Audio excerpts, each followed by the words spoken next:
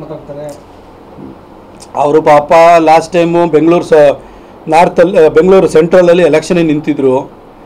ಅವ್ರ ಅಭಿಪ್ರಾಯಕ್ಕೆ ಎಷ್ಟು ಜನ ಅವ್ರನ್ನ ಅಭಿಪ್ರಾಯನ ಬೈ ಮಾಡ್ತಾರೆ, ಅವ್ರಿಗೆ ಎಷ್ಟು ದೊಡ್ಡ ಫ್ಯಾನ್ ಫಾಲೋಯಿಂಗ್ ಇದೆ ಅನ್ನೋದು ಅವ್ರು ಕಳ್ಕೊಂಡಂಥ ಠೇವಣಿನಲ್ಲೇ ಗೊತ್ತಾಗುತ್ತೆ. ಹಾಗಾಗಿ ಅವ್ರ ಬಗ್ಗೆ ನಾನು ಹೆಚ್ಚು ಮಾತಾಡ್ಲಿಕ್ಕೆ ಹೋಗಲ್ಲ.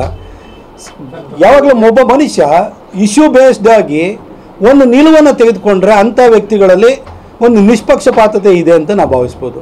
ಒಬ್ಬ ಮನುಷ್ಯ ಕಾಮಾಲೆ ಕಣ್ಣಿಂದಲೇ ಎಲ್ಲದನ್ನು ನೋಡ್ತಾ ಇದ್ರೆ ದೇಶದಲ್ಲಿ ಇಷ್ಟು ಒಳ್ಳೇದಾಗ್ತಿದೆ ಅಂತ ಅಂದಾಗಲೂ ಕೂಡ ಅದನ್ನೇ ಟೀಕೆ ಮಾಡ್ತಾರೆ. ಬರೀ ಹುಳು ಹುಡುಕುವಂಥ ವ್ಯಕ್ತಿತ್ವ ಇತ್ತು ಅಂದರೆ ದ ಮೋಸ್ಟ್ ಬ್ಯಾಂಕ್ರಪ್ಟ್ ಪರ್ಸನ್ ಇದ್ದಾನಲ್ಲ, ಹೂ ಫೈಂಡ್ಸ್ ಫಾಲ್ಟ್ಸ್ ವಿತ್ ಎವ್ರಿಥಿಂಗ್ ಅಂತ ಹೇಳ್ಬಿಟ್ಟು ಎಲ್ಲದರಲ್ಲೂ ಹುಳು ಹುಡುಕುವಂಥ ವ್ಯಕ್ತಿ ಬಗ್ಗೆ ನಾನು ಮಾತಾಡೋಕೆ ಹೋಗಲ್ಲ. ಸಂಸದರು ಇವತ್ತು ಸಂಸದ ಆಗಿದ್ದೀನಿ, ಜೂನ್ 4ನೇ ತಾರೀಕುವರೆಗಿದ್ದೀನಿ.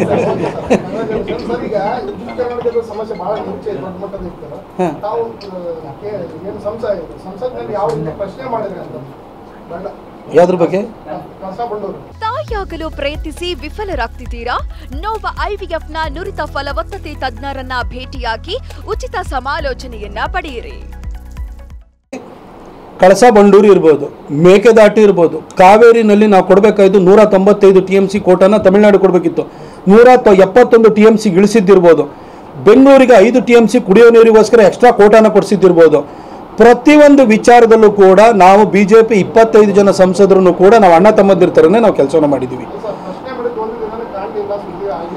ನೋಡಿ ಏನು ಗೊತ್ತಾ, ಜನ ನಮ್ಮನ್ನ ಪ್ಲಕಾರ್ಡ್ ಇಟ್ಕೊಂಡು ಹೋರಾಟ ಮಾಡಲಿಕ್ಕೆ ಸಂಸತ್ತಿನ ಬಾವಿ ಒಳಗಡೆ ಅಂತ ಕೂತ್ಕೊಂಡ್ಬಿಟ್ಟು ಧರಣಿ ಮಾಡ್ಲಿಕ್ಕೆ ಕಳಿಸಿಲ್ಲ. ನಮ್ಮನ್ನು ಕಳಿಸಿರುವಂಥದ್ದು ಸಮಸ್ಯೆನ ಸಾಲ್ವ್ ಮಾಡೋದಕ್ಕೆ ಅಧಿಕಾರದಲ್ಲಿ ಕೂರಿಸಿದ್ದಾರೆ. ಹಾಗೆ ಅದಕ್ಕೋಸ್ಕರ ಹೇಳ್ತೀನಿ, ಅಧಿಕಾರಕ್ಕೆ ಕೂರಿಸಾದ ನಂತರ ನಾವೇನು ಸ್ಪಂದಿಸಬೇಕು, ನಾವು ಸ್ಪಂದಿಸುವಂಥ ಕೆಲಸನ ಅಷ್ಟನ್ನು ಕಾವೇರಿನಲ್ಲಿ ನ್ಯಾಯ ಕೊಡಿಸಿದ್ವಿ. ಮೇಕೆದಾಟಿನಲ್ಲಿ ಫೀಸಿಬಿಲಿಟಿ ರಿಪೋರ್ಟ್ ಮಾಡಲಿಕ್ಕೆ ಆ ಪರ್ಮಿಷನ್ ಕೊಡಿಸಿದ್ದು. ಕಳಸಾ ಬಂಡೂರಿ ವಿಚಾರದಲ್ಲೂ ಕೂಡ ಅದಕ್ಕೆ ದುಡ್ಡು ಸ್ಯಾಂಕ್ಷನ್ ಆಗಿ ಆ ಕೆನಾಲ್ಗಳನ್ನು ಕನ್ಸ್ಟ್ರಕ್ಟ್ ಮಾಡುವಂಥ ಕೆಲಸನೂ ಮಾಡಿದ್ದು ಬಸವರಾಜ ಬೊಮ್ಮಾಯಿ ಸಾಹೇಬರು, ಯಡಿಯೂರಪ್ಪ ಸಾಹೇಬರು ಇರುವಂಥ ಸಂದರ್ಭದಲ್ಲಿ. ಅದಕ್ಕೋಸ್ಕರ ಅಲ್ಲಿ ನೀರು ತಿರುಗಬಾರ್ದು ಅಂತ ಹೇಳ್ಬಿಟ್ಟು ಅದು ಗೋಡೆ ಕಟ್ಟಿದವರು ಕಾಂಗ್ರೆಸ್ನವರು.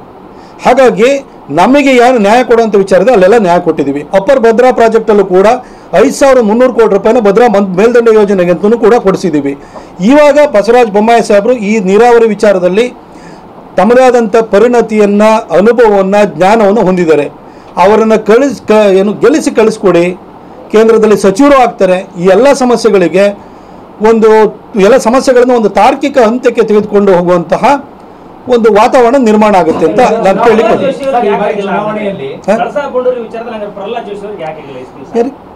ಪ್ರಹ್ಲಾದ್ ಜೋಶಿ ಅವರು ಎಲ್ಲ ವಿಚಾರದಲ್ಲಿ, ಕಾವೇರಿ ವಿಚಾರದಲ್ಲಿ ನ್ಯಾಯ ಕೊಡಿಸಿದ್ರು. ಪ್ರಹ್ಲಾದ್ ಜೋಶಿ ಅವ್ರ ಜೊತೆಗೆ ಅನಂತಕುಮಾರ್ ಸಾಹೇಬರು ಇವತ್ತು ಬದುಕಿಲ್ಲ.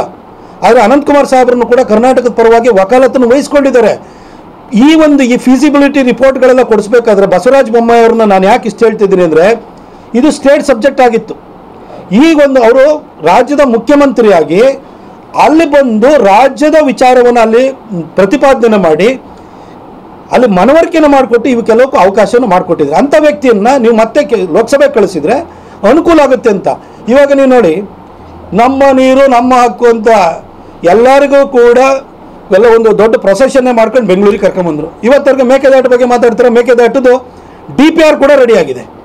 ಒಂದೇ ಬೇಕಾಗಿರೋದು ತಮಿಳುನಾಡು, ಅಂದರೆ ಅದರದ್ದು ಏನೇನು 3 ರಾಜ್ಯಗಳೇನಿದೆ, ಕೇರಳ, ತಮಿಳುನಾಡು, ಕರ್ನಾಟಕ, 3 ರಾಜ್ಯಗಳದ್ದು ಒಪ್ಪಿಗೆ ಬೇಕಾಗುತ್ತೆ. ಸ್ಟಾಲಿನ್ ಒಪ್ಸೋಕ್ಕಾಗದೇ ಇದ್ದಂಥವ್ರು ಯಾರು? ಸಿದ್ದರಾಮಯ್ಯನವ್ರು ಒಪ್ಪಿಸ್ಬೇಕು. ಇವಾಗ ನಮ್ಮ ಕೆಲಸ ನಾವು ಮಾಡಿದ್ದೀವಿ. ಈ ಕಳಸಾ ಬಂಡೂರಿಗೆ ಯಾರಿಂದ? ಗೋವಾದಿಂದ, ಮಹಾರಾಷ್ಟ್ರದಿಂದ, ಈ ಭಾಗದಲ್ಲಿ ಬಹುಶಃ ನನಗೆ ಗೊತ್ತಿರೋ ಪ್ರಕಾರ, ನನ್ನ ಜ್ಞಾನದ ಇತಿಮಿತಿಯಲ್ಲಿ ಹೇಳ್ತೀನಿ, ಅವ್ರು ತೆಗೆಬಾರ್ದಿತ್ತು.